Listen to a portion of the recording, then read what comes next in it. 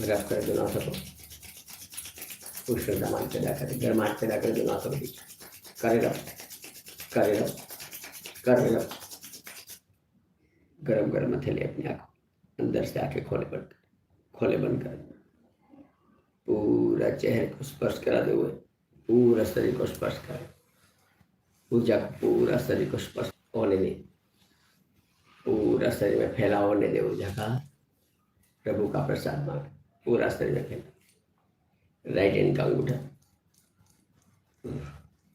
पहली उंगली, दूसरी उंगली, तीसरी उंगली, चौथी कनिष्ठ, लेफ्ट हैंड का अंगूठा, पहली उंगली, दूसरी उंगली, तीसरी उंगली, चौथी कनिष्ठ, सूक्ष्म भाव, बिल्कुल बिल्कुल रब।